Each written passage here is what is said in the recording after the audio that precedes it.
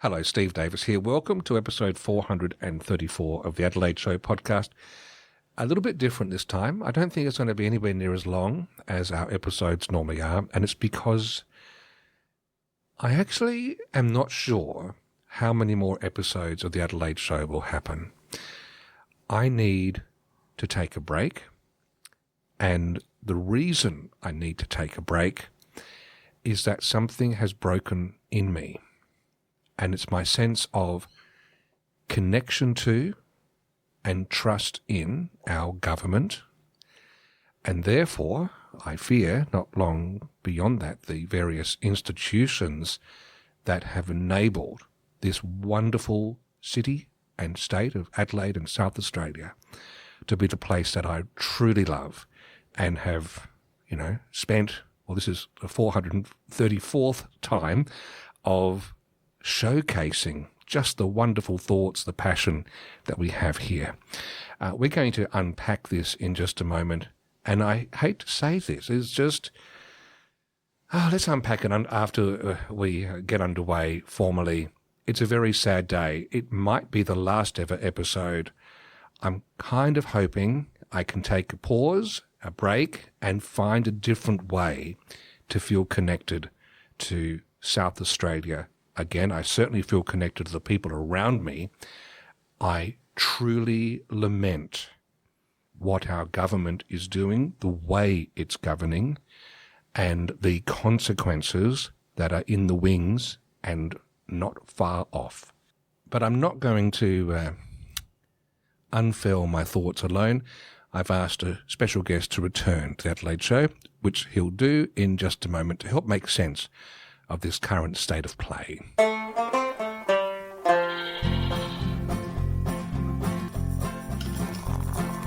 Wave on waves since the gun up band room. Adelaide, Adelaide, who landed here and made it their home. Adelaide, Adelaide, who 10-pound bombs to the refugees. Adelaide, Adelaide, who brings it dead and soon to knees. Adelaide, Adelaide, who oh, little Adelaide, oh, Adelaide, who oh, little Adelaide, who.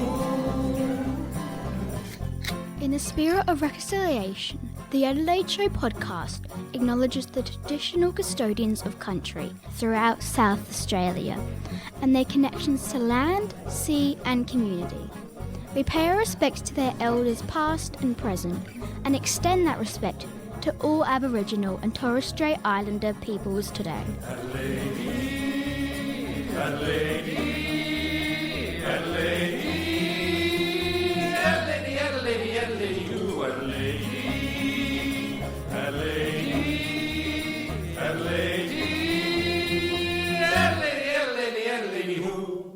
Well, after that opening, let's try and make sense of what I've said. And I just want to share with you, dear listener, many of you have been with us almost from the beginning of 2013. Some have been since the beginning of 2013. And I just want to share openly and honestly where I am, and to do that, to make sure that I've got some context and to push back on my thinking where appropriate. I've asked David Olney to return to the Adelaide Show. David, welcome back. Thank you for inviting me, Steve. David, of course, you used to lecture in the realm of geopolitics, complex problem solving, all these sorts of things. So you're used to looking at the world through different lenses. How would you define your skill set here? I suppose I've got a combination of things here that I studied a lot of history as an undergraduate and studied complex problem solving and taught complex problem solving and taught international politics and international security. But really, I think what made me different to a lot of people I worked with in a politics department was the psychologists I knew said, you think a lot more like a psychologist or a neurologist.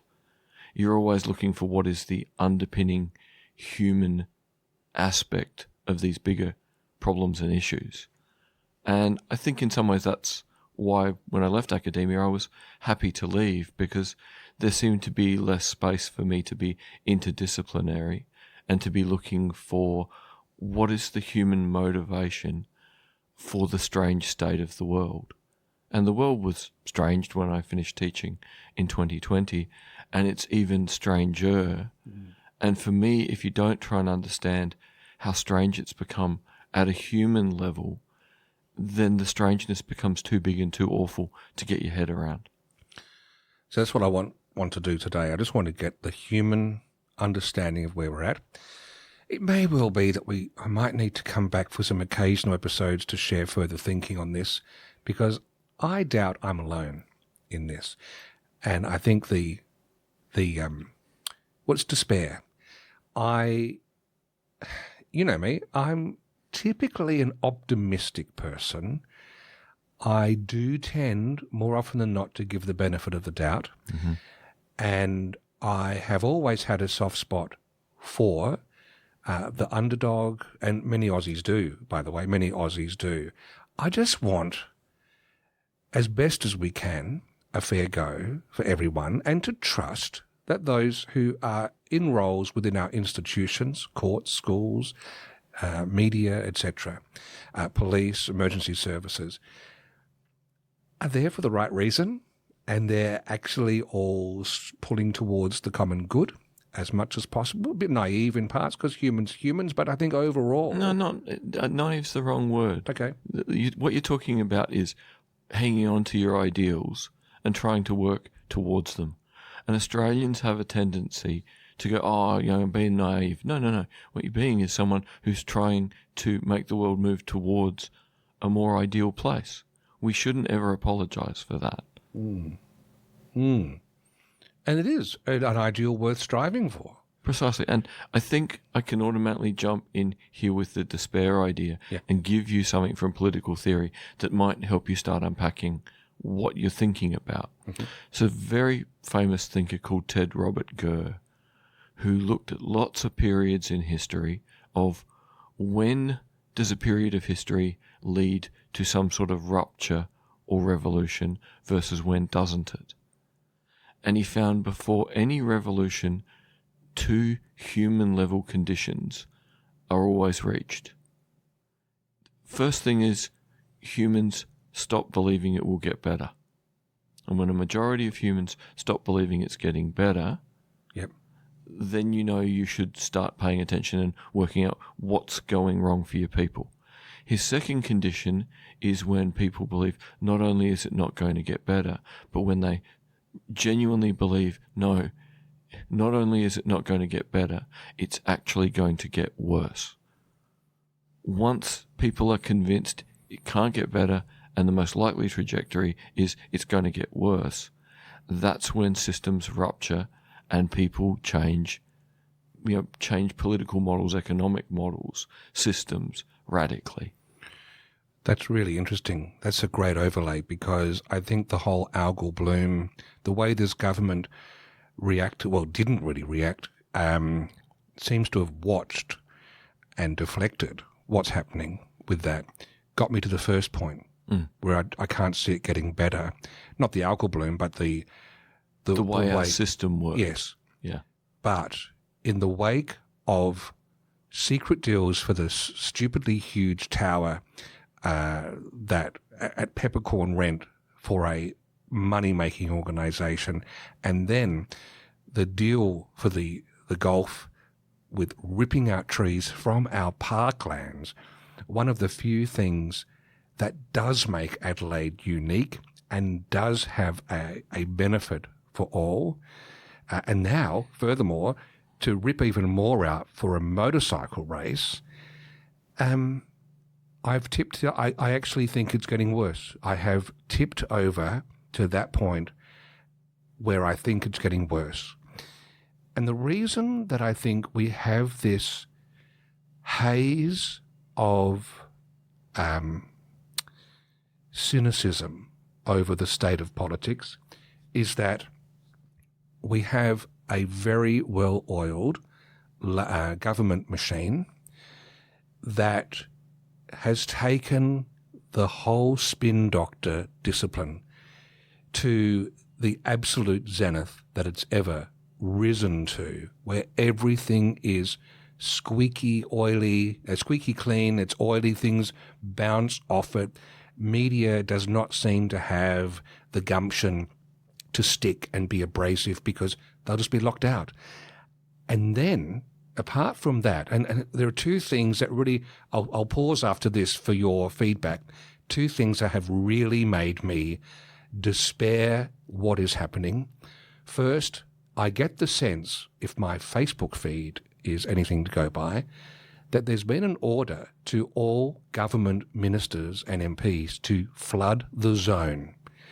I have never seen a constant barrage of little lovey-dovey, powly-wowly videos coming from ministers and MPs like I've seen in the last few weeks. It has been a tirade of them.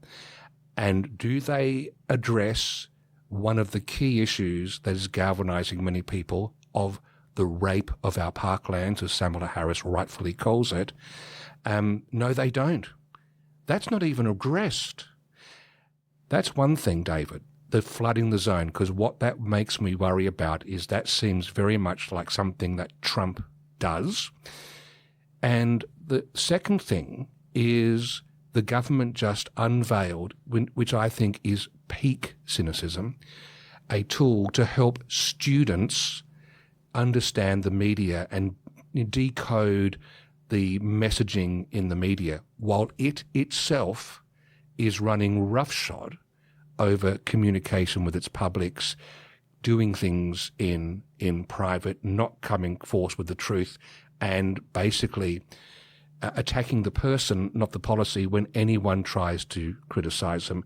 And that, David, is what has completely left me severed from feeling connected to the governance level of South Australia. And I think you've tapped into a really important thing there. You've been a media and journalism person for so much of your life that it's central to you that you put out messages that either inform or entertain. Everything you do and have done as a journalist and a media person have had a positive valence. And that's a critical thing. And whether it was on a micro or a macro scale, your aim was to be positive. What we're seeing at the moment is media as smokescreen. Media as we aren't doing anything real. Would be in about 2010, if I remember correctly, a very bright lady called Rebecca Costa wrote a book called The Watchman's Rattle. And it was talking about the fact that in ancient civilizations, people walked around the streets at night to make sure there wasn't a fire, make sure there wasn't crime. Wow. And because you didn't have loudspeakers, they walked around with really loud rattles. And literally, if they saw something terrible, they would shake their rattles and start screaming. Citizens, wake up. And the point she observed is that as civilizations get to the point where they either don't know how or don't want to deal with big, important things, they talk more and more about small, pointless things. And they focus on the little things and turn them into things to be excited about, to be angry about, to go to war about, to apparently make the difference between left and right, economically responsible, economically irresponsible. Doesn't really matter what your dichotomy is, but you talk about things just to argue. So the classic example in slightly, more modern literature than Rebecca Costa is talking about is in Gulliver's Travels, where the two little people in the book have a massive war over which way up you eat a boiled egg. We aren't going to deal with anything real, but we will go to war over how we eat a boiled egg. So, in reality, multiple authors and thinkers have picked up on this idea that when the political elite either don't know how to or don't want to deal with the critical issues of the day, in order to look like they're doing something so that we don't automatically boot their asses out the door, they start waffling about little things and pretending that little things are big things. The master of this, of course, is Trump. Trump is just a a human without morality or conscience taking the tools he was given. And we've got to remember, in 2016, Mark Zuckerberg offered Hillary Clinton and Trump a complete team at Facebook to help them with their campaigns. Zuckerberg was completely upfront. Facebook, social media is going to change politics, and I want to find out how much it can change politics. And to learn all this, I will provide both of you with a full team to help you with your campaigns. Trump said yes. Hillary said no. It's one of the dumbest decisions she ever made. There is so much to unpack here. And I just want to put a footnote in. Golf tournaments, even though I find them personally boring, I have no great antipathy towards them, and nor motorcycle races or events in the parklands. It's the irreparable damage when you take trees that have been there for a long time and are part of what Tourism SA uses as part of the imagery to attract people to come here. Well, let's take it from the Rebecca Costa perspective. Okay, What's got better at your daughter's schools in the last 10 years? Anything? Not really. What's got better in healthcare in the last 10 years?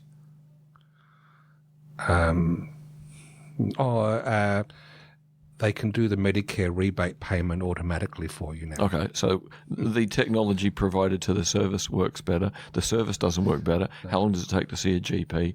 How much does it cost to see a specialist? What are the roads like between here and the places you go every day?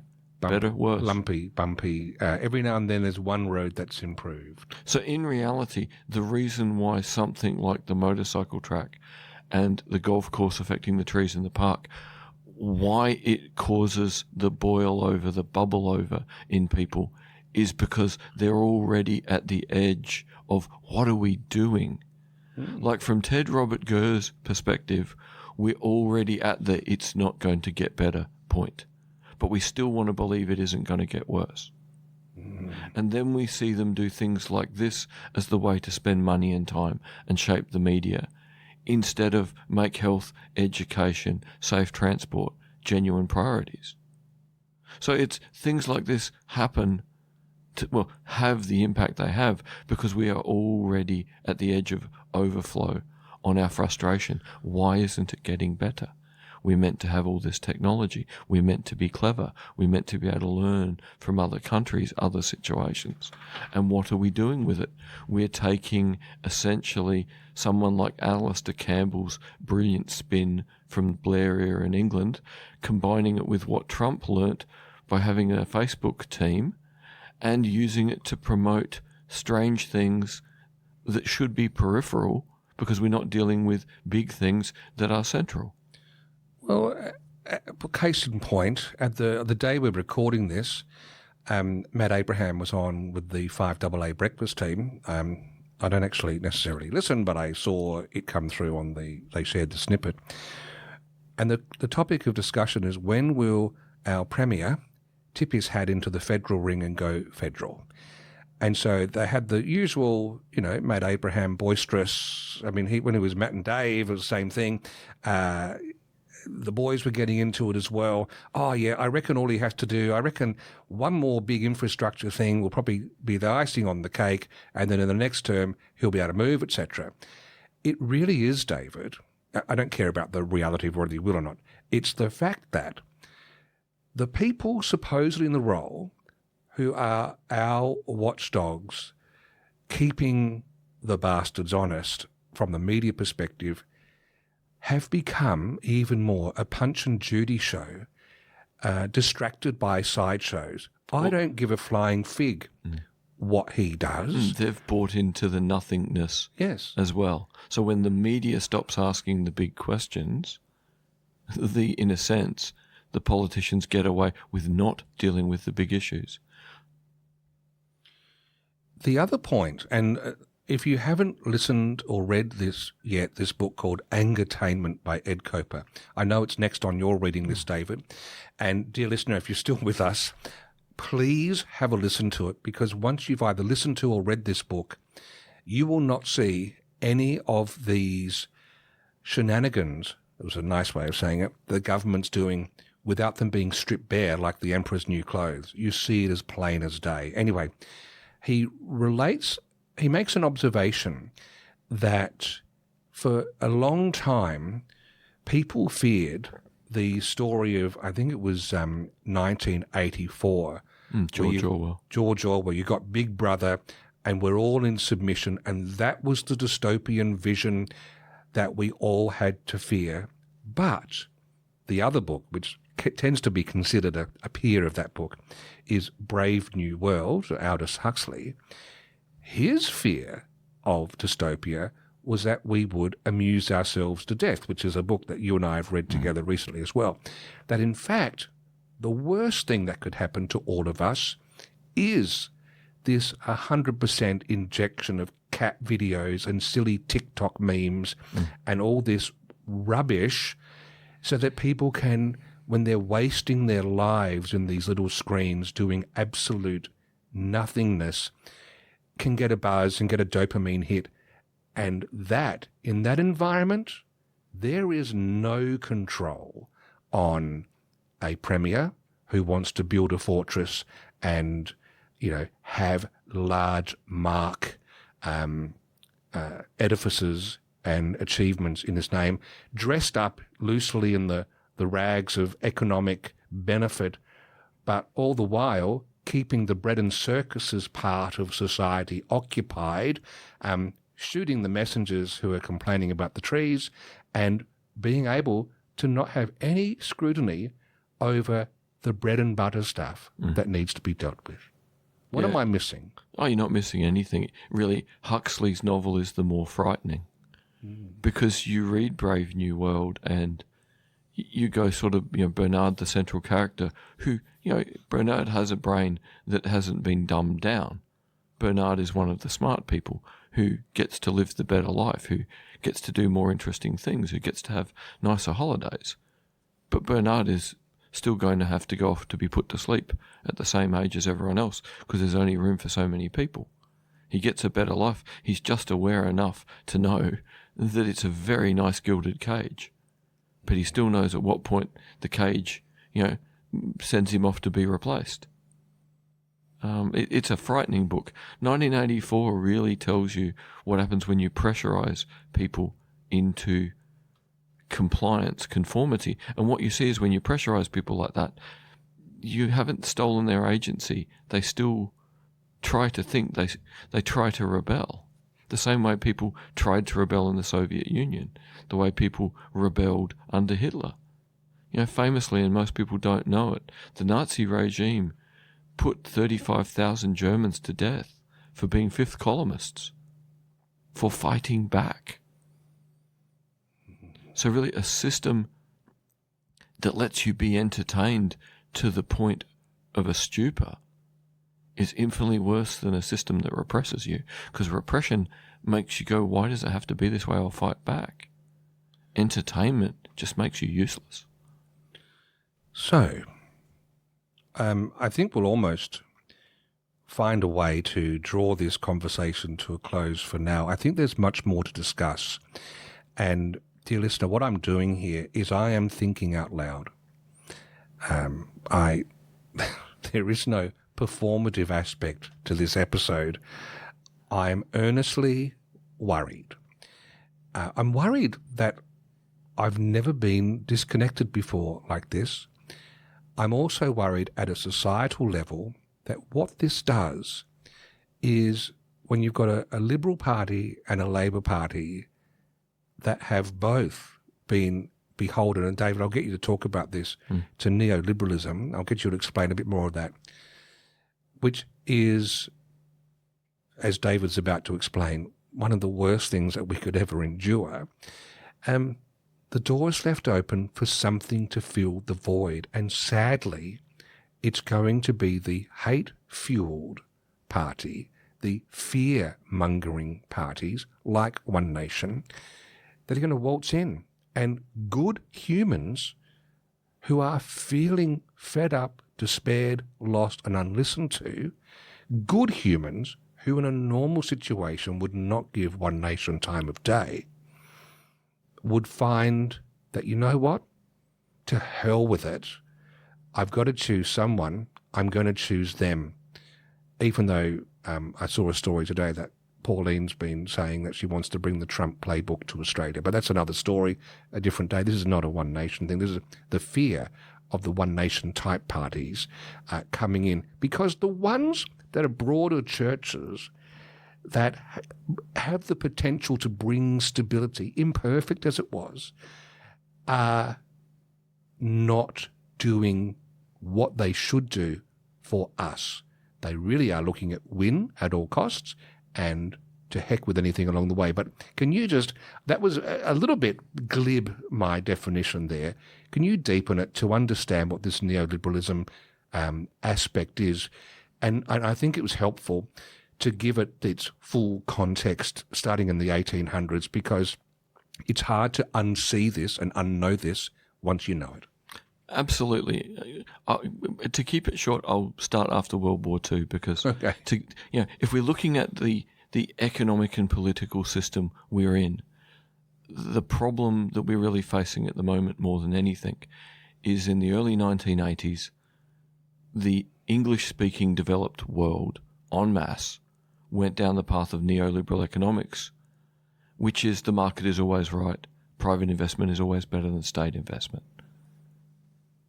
And at some level, you can see people wanted to change by the late 70s, because between World War II and the late 1970s, most of the English-speaking developed nations had mixed economies. We'd had 3 of the best decades possible in the 1950s, 1960s, beginning of the 1970s. The oil shock came along and we rode it out better than we could have, because the mixed economy could absorb shocks. So if we look at Australia as an example, the telephone company used to be nationalised. The electricity used to be nationalised. The water used to be nationalised. And guess what? That means you can provide it at a cost people can afford without needing to put profits in people's pockets. Now, is that the most economically efficient way to run a business? No. But you need to ask the question, is the point of electricity for everyone, gas for everyone, petrol for everyone, healthcare for everyone, education for everyone, to make it a commodity that distinguishes between those with enough money to spend and not enough money to spend? Or are some things such important social goods that we should do them properly at the lowest cost, properly for everyone, because society will run so much better? So during World War II, the mixed economy where the state did things that the state thought society needed done well at the lowest cost, the state ran them. This model became unpopular in the 1970s, got replaced by neoliberalism when people like Thatcher, Reagan, Hawke, I can't remember the Canadian Prime Minister in the early 80s, came in. This idea of, no, if we free it up and we let markets do it, everything will be cheaper and everything will work faster and the market will balance out and we will end up with low-cost versions of everything. But instead, what we ended up with was monopolies of very powerful companies going, but we don't want to provide the cheapest product. No. If we do that, we make less money. Why would we want to do that when we are the only ones that can now run this? Now it's not run by the state for the good of the whole population. So we've moved since 1979 into a world where it doesn't matter in the UK, Canada, Australia, the US, New Zealand, whether you are looking at the Progressive Party or the Conservative Party. On both sides of the political, divide, they believe the only way to run an economy is with neoliberal policy that privileges the market and profit over a social good. So we are now at the point where you are just voting for different levels of neoliberalism. So I made the joke while Steve and I were chatting before that essentially sometimes, the right has neoliberalism with jackboots on. Sometimes progressive parties have neoliberalism with fluffy slippers on. In Australia, both parties have one jackboot and one fluffy slipper. They've both done hardcore neoliberalism, and they've both done, fluffy slipper neoliberalism. But at the end of the day, the neoliberal model only leads to one place, and that is we don't invest in infrastructure, we don't invest in research, we don't invest in making things better, because what company wants to give away profit to do an investment that doesn't make them richer, unless we mandate that they do it? So we have huge regulation on our energy industry to make up for the fact that companies don't want to invest in infrastructure and don't want to do research and development. We have a completely distorted education system where sending kids to private schools costs a fortune, where university degrees have gone up horribly in price. We have a health system where even though we supposedly have universal health care, people feel the need to have incredibly expensive, private health cover. Nowhere near as bad as America, but compared to Finland or Norway or Sweden or Denmark, where you just go and get the healthcare you need to be a healthy citizen? What's the point of having a system where you have to pay for something that doesn't just make you healthier, makes the entire society healthier? And the neoliberals will always make the argument that, oh yes, the mixed economy, the state-led economy was unsustainable. Well, it might have been unsustainable in the form it was in the early 1970s, but destroying it has led us to something that is unsustainable for social cohesion, unsustainable for social well-being, unsustainable for the well-being of our political system and our political institutions. It's carved everything out to provide profits to shareholders, instead of going, what do we need to put in to make a society in which people thrive and do things that add value to all of us because of the enhanced activity at all levels, social, economic and political. So we've really gone down a strange path of believing a singular economic model is the only model. And really, this is why Britain's got the Reform Party. This is why America picked Trump, who's basically transformed, the Republican Party. This is why One Nation is growing here, because most people in the English-speaking developed world know that their traditional left and right party haven't delivered anything that has helped them in living memory. And they don't see an alternative, but there's these parties that say, we'll drain the swamp, we'll break the system. And at a certain point, if you don't believe it can get better, and you're starting to believe the only thing that's going to happen is it's going to get worse, well, maybe the last act you can do that feels democratically powerful, like you have agency, is to help break this thing that isn't delivering. And yet here's the rub, and we are going to close. And there's also an email I want to share with you and to finish off this episode. Okay, we can see that both the major parties have thrown their lot in with neoliberalism. And yet Gina Rinehart and the big money is bankrolling your One Nation type party, gifting planes, etc. Are we like frogs who might jump out of a boiling pot into another one because why would a resource wealthy human, an entity, allow a political party to buck the neoliberalism system? It's not going to, is it? Because Pauline is not wanting to change a thing about how the economy works. Yeah. Pauline Hanson is as much of a neoliberal as John Howard or Paul Keating. There is no difference in her fundamental understanding of how the economy should work. Yeah. So but she's unleashing anger. And at the moment, unleashing anger means that the general public are more angry at the politicians than they are at the billionaires, who are the only people who are doing better in the last 40 years. So, 3 bits of homework for all of us before I share this email that just came in from a politician.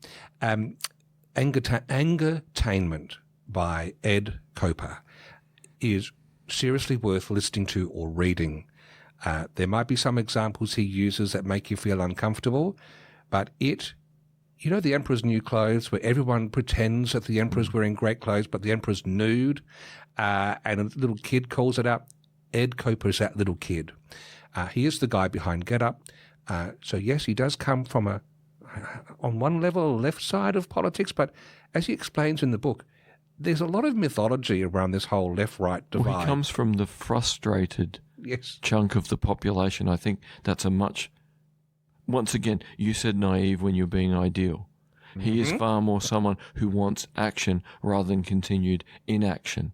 And historically, who takes more action? The left, because the left wants change historically. Yeah. The right wants to conserve. That's where their names come from. So please do yourself a favour and read that book or listen to it.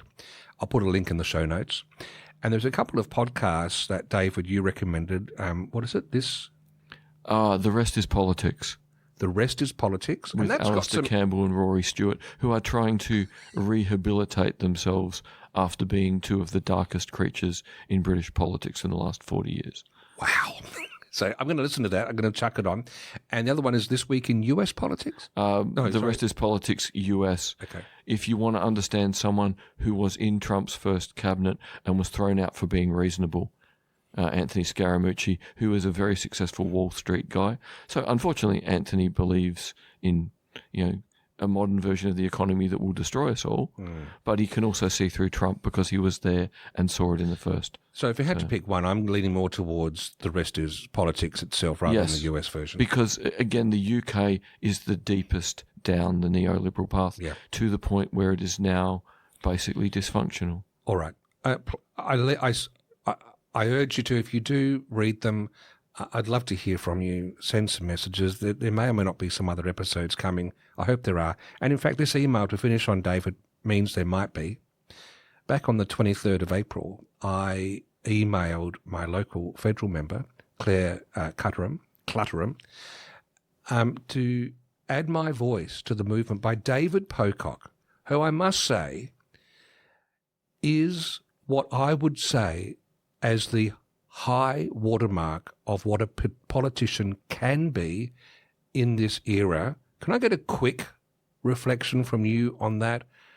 Anything I've seen about David Pocock, I have loved because he seems to start at the base of what is best for the humans. Yep, like what we need is 100 Davids who think for themselves, ask hard questions, and are completely open to evidence.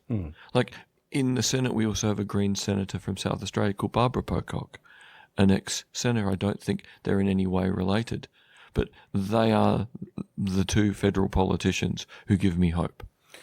Wow. And you're not a greenie, are you? No. Like there's half of Barbara's agenda that I go, it'd be lovely if we lived in the ideal world and had the resources, but we can't do half of these things. Yep. But again, she asks the hard questions. She's open to evidence, and she is willing to do what's best for people. So I do like your line, we need 100 Davids. Well, at least I've got one on this podcast. So anyway, I emailed my local member to try and agitate for this gas tax so that we get something from what the big multinationals are ripping away from our country, from our sovereignness, and didn't hear back. I also hastened to mention to her that, for the record, the message I sent her was handwritten without any use of AI. I think that's important. It's just, 6 weeks later now? I got a reply from her. I won't read the reply, but I will just say that she does say, thanks for your email and your support, because I said I had voted for her. Thanks for also bearing with me whilst I put this response together. As I'm sure you can imagine, I've received hundreds of emails from members of the community on this topic, and I've tried to respond to each of them personally. I was also wanting to see what measures were announced in the budget before responding. She said, I support getting the absolute maximum from a tax perspective and would have loved to have seen a 25% gas tax, but the settings weren't right for one to be implemented now. The once-in-a-generation global fuel shock, etc. You see, I haven't read it yet, but I will say this, David. I get one ray of hope from this. She read your email, or one of her staff has read your email, spent a lot of time building a good response. She read it and signed it as being a credible attempt to answer your question. Yes. And that is what we need to see from people inside the parties. Yes. That is what we need to see. Not these glib, powly-wowly, lovey-dovey little video snippets that are just childish in the extreme. We need to see this because she is my elected representative. And you know what? I'm glad I clandestinely checked that before we finished, because that means there might be another episode.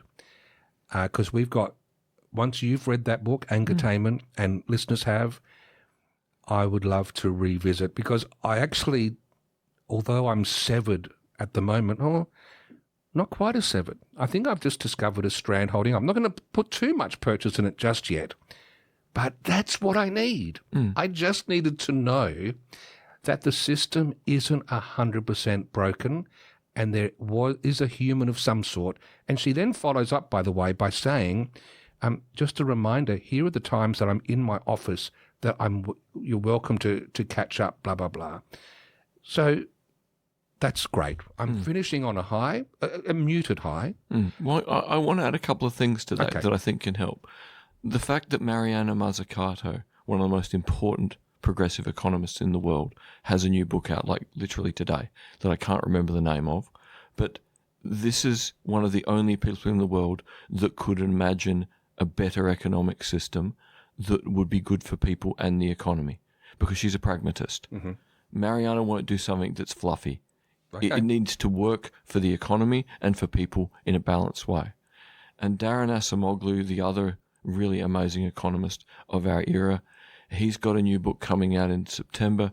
And really, I've been hanging out for that book all year, that if Darren can't work out how we get out of this mess, I wasn't really sure which economist could help get us out. But the fact that Mariana and Darren both have new books out this year means maybe we're finally getting the model that we could use to start believing that not only will it stop getting worse, but believe maybe it can get better again. David, thank you for shining a light on some of this with us and framing things differently so that we can absorb them. Thank you for the invitation, and I hope my explanations were clear enough to be helpful for people.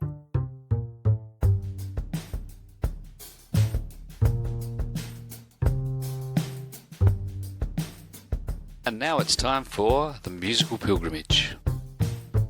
Finally, in the musical pilgrimage, I am going to finish with a song I wrote earlier this year, David. It's called Australia Day.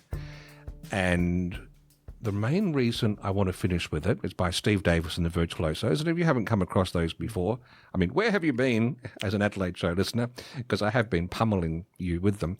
I write these lyrics with sweat and toil, and then I use my virtual session band to bring them to life in the hope that an actual human can take these draft song ideas and breathe real life into them.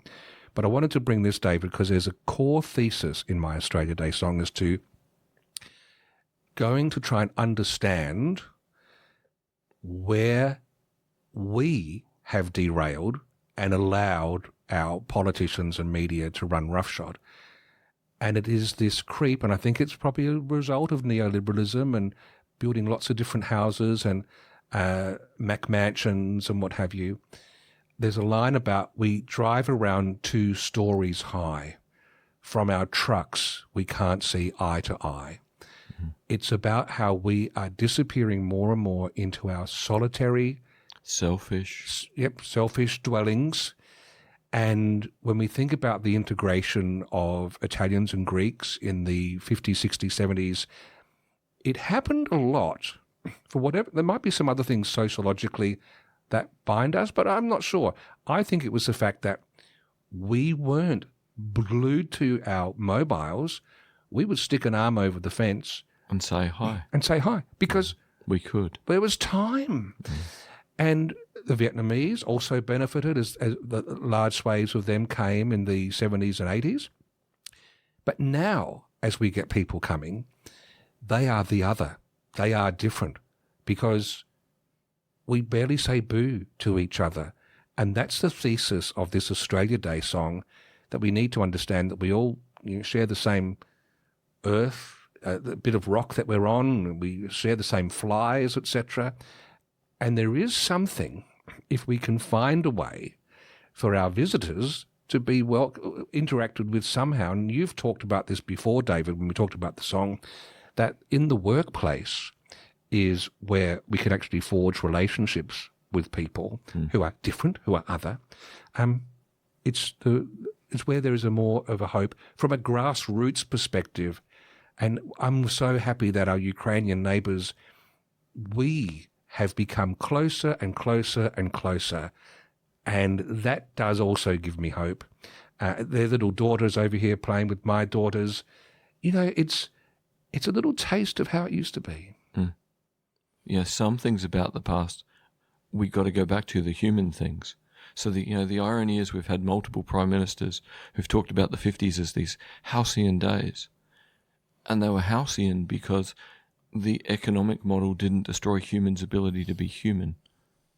And yet the very prime ministers who talked about how wonderful the 50s were at a human level want us to try and have that kind of connection with a model that makes us all scared there won't be money or opportunity tomorrow. Like, they can't have the cake and eat it too. Yeah, yes. Let's have a listen. Here is Australia Day by Steve Davis and the Virtuosos. The Australia in which I was born had lots of backyards and lots of lawn, and we knew our neighbors down the street, and we'd smile at everyone we'd meet. Now we drive around 2 stories high. From our trucks we can't see eye to eye. So when neighbors come with different dress, it leads to doubt and fear and stress. With Aussie flags we march and make the news, like a mob of angry kangaroos. We borrow slogans from around the world to give ourselves some things to yell. This should not be how our story goes. We need to calm the farm before it blows. We only hurt ourselves if we betray the right of everyone to have their say. Who's here is here now. Let's make it work. It starts with learning. We share this dirt. We share the same sun. We share the fly. And there's a vibe here beneath our skies. Just tone it down, and be laid back, bend a little, and cut some slack, take a breath, and find a way to be as one, on this Australia Day. We've had 200 years and 60,000 more to welcome strangers to these shores, the uninvited and the refugees. Soon learn there is no better place to be. There are lessons if you listen to this land.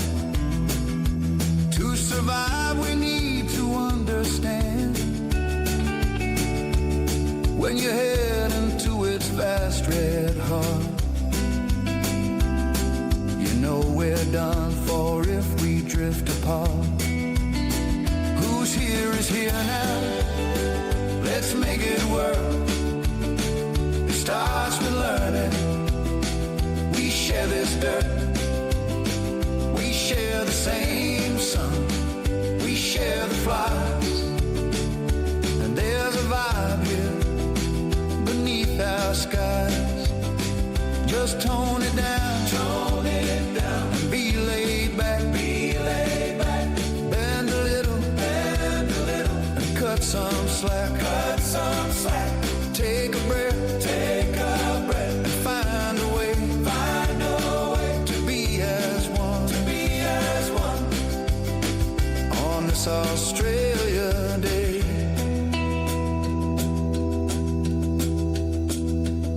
If we fix our gaze around the world, we could drift into eternal hell. We'd better keep our eye upon the ball, and live the virtues that let us stand tall. We haven't always done our best, but we've had a share of great success. We've faced the battles and fought through to know what it means to be true blue.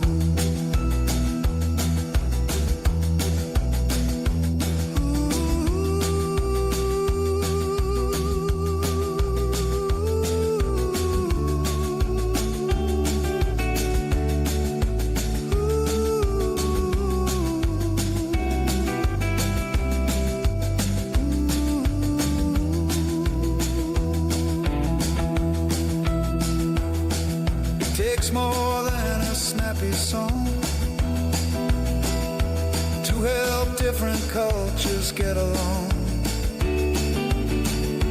Pour yourself into our melting pot. You will change, but you will gain a lot. Who's here is here now. Let's make it work. It starts with learning. We share this dirt, we share the same sun, we share the flight, and there's a vibe here beneath our skies. Just tone it down, and be laid back, bend a little, and cut some slack, take a breath, and find a way to be as one, on this Australia. Let's make it work. It starts with learning. We share this dirt, we share the same sun, we share the flies, and there's a vibe here beneath our skies. Just tone it down, be laid back, bend a little, and cut some slack, take a breath, and find a way to be as one, on this Australia Day. Australia Day, Steve Davis and the Virtuosos. David Olney, I couldn't think of a better person to share Australia Day or just this conversation with. Thanks again for being so generous with your time and your thoughts. Thank you very much, Steve. A pleasure to be here. And it's all from me. Good night from me, and good night, Don. P.S. What would Don think about this state of politics, do you think, David, just to chuck you on the hot seat? Don Dunstan. I can imagine that it was very difficult for Don Dunstan to be in the Labor Party before they absorbed neoliberalism. And I would have to expect that his loyalty to the party probably kept him muzzled. And I'll give a Liberal example to show, how difficult it must have been for people like Don Dunstan, that Malcolm Fraser, before he died, gave back his lifetime membership to the Liberal Party as an ex-Liberal Prime Minister. He was so horrified with what they had become and what Australia had become. You can't get a much bigger statement than you're the ex-Prime Minister and you give away your party membership. On that note, Good night, David. Good night, Don. Good night, Malcolm. The Adelaide Show podcast is produced by my dad, Steve Davis. If you want to start a podcast or get some help producing creative content, talk to him. Visit stevedavis.com.au. Thanks, AJ. I'm Caitlin Davis, and I agree with everything my sister said. But there's one more thing to say. If you've enjoyed this podcast, please leave a rating or a review, because that will make my dad really happy. Oh, and one more thing. If you really, really liked it, please help a friend put the Adelaide Show on their phone. Thanks for listening. Buzz, buzz, I want to be. Lady,